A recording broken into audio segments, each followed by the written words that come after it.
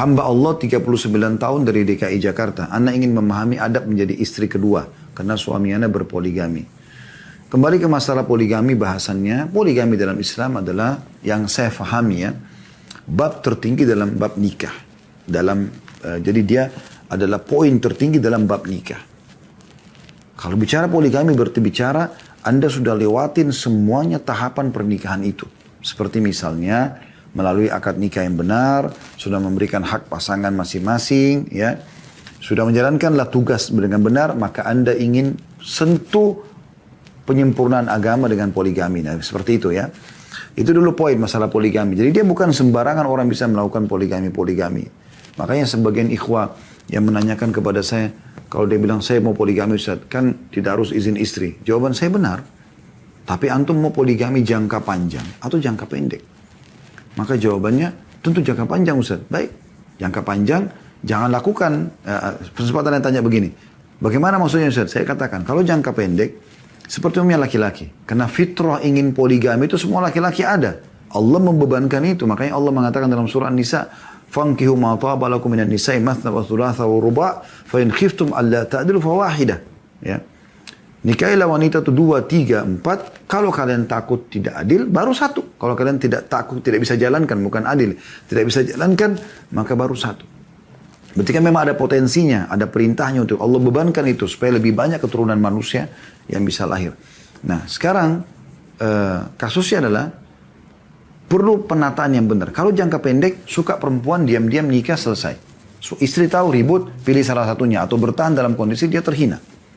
Kalau jangka panjang, rangkul pasangan sama-sama, berikan pemahaman yang cukup masalah agama, dan Anda tunjukkan, dan Anda pun laki-laki mempelajari dengan baik masalah poligami itu, bagaimana keadilannya. Ya. Yang wajib itu adalah nafkah dan mabit. Ya. Nah, kalau nafkah mutlak, harus diberikan kebutuhan dasar. Ya. Kebutuhan istri disamakan semua, kalau ada anak maka ditambahkan kebutuhan anak. Kemudian kalau mabit ini menginap, ini idealnya masing-masing 1 malam, berputar kalau misalnya orang poligami dengan 4 orang istri, terus begitu. Atau tergantung kesepakatan. Nah, di sini bisa terjadi kesepakatan, misalnya ada istri yang lebih banyak anaknya, maka dia minta lebih banyak malam. Itu boleh saja. Yang penting semua istri sudah disampaikan. Seperti itu ya. Nah ini umumnya masalah poligami dulu. Saya kembali kepada pertanyaan penanya di sini. Ana ingin memahami adab menjadi istri kedua karena suami Ana berpoligami. Yang saya tangkap penanya berarti istri kedua ya. Maka Anda sekarang masuk ke dalam rumah tangga suami. Ada istri pertamanya. Ya. Yang pertama Anda harus tahu poligami berarti ada pembagian waktu. Ya. Anda punya hak mutlak nafkah. Malam pembagian waktu. Kalau suami Anda mau membagi sehari istri pertama, sehari Anda, maka itu bagus. Kalau tidak bisa, misalnya dia mengatakan, ini istri pertama saya punya anak 2 atau 3. Maka kemungkinan saya akan berikan 4 malam, Anda 2 malam. Atau dia 5 malam, Anda 2 malam. Atau dia 3, Anda 3. Maksudnya dia 4, Anda 3 misalnya. Itu tergantung. Ya. Maka ini Anda tergantung, mengiyakan tidak. Kalau saya saran saya sih ini mengiyakan tentunya ya. Agar memang berjalan baik rumah tangga itu. Selanjutnya, jalin hubungan yang baik dengan istri yang pertama. Ya, Anda pendatang baru, maka Anda bagaimana caranya bisa berbaur. Datang, ya, kenalan, menunjukkan kalau saya bergabung ini bukan untuk merusak rumah tangga. Saya mau bergabung di sini untuk menyempurnakan rumah tangga ini gitu. Tolong kalau ada hal-hal yang butuh saya dibantu silahkan gitu. Jadi jelas dan terjadi komunikasi Anda dengan dia dengan baik gitu. Dan insya Allah kalau ini sudah dihidupkan, komunikasi antara Anda dengan istri pertama baik, Anda biasa ketemu, ngobrol sama-sama, jalan sama-sama, maka nanti akan lebih cair insya Allah suasananya. Ya.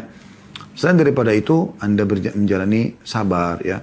Sabar dalam menjalani rumah tangga. Semua rumah tangga butuh kesabaran teman-teman sekalian. Tidak boleh orang selalu sedikit ada masalah sudah langsung diajarkan sebahan ribut. Dan ingat pesan penting, jangan pernah libatkan orang ketiga dalam rumah tangga Anda yang tidak paham permasalahan atau tidak paham hukum.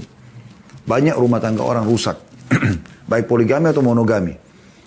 Begitu ada masalah sedikit, ada beban, dia bicara sama orang Misalnya temannya yang janda. Janda gagal rumah tangga. Kecuali kalau janda meninggal suaminya. Kalau janda cerai, ini jadi pertanyaan. Bagaimana dia sendiri tidak berhasil rumah tangga, Anda konsultasi dengan dia. Atau laki-laki konsultasi sama duda. Duda yang sering cerai sama istri atau sudah berapa kali cerai sama istri. Maka ini tidak layak untuk jadi konsultasi. Atau konsultasi dengan anak yang masih gadis atau masih bujang. Ini nggak bakal mungkin bisa berhasil. Maka kalau Anda mau libatkan orang yang sudah berhasil di bidangnya. Poligami, Anda bicara sama orang yang poligami. Atau bicara masalah hukum dengan para da'i juga yang berpoligami. Karena tidak semua juga da'i bisa memahami poin ini. Dia tidak berpoligami, lalu kemudian Anda tanya. Ada kalau cuma secara hukum mungkin bisa dijelaskan. Tapi realita lapangan ini beda. Menghadapi langsung dengan tidak, ini beda sekali. Maka Allah alam itu yang kami sampaikan. Anda jalankan adab-adab ini. Semoga insya Allah jadikan Anda menjadi istri yang salehah dan bisa menjalin rumah tangga yang baik dengan suami, mendukung suami menjalankan dengan baik rumah tangga ini dan juga terjalin hubungan baik dengan istri suami yang pertama.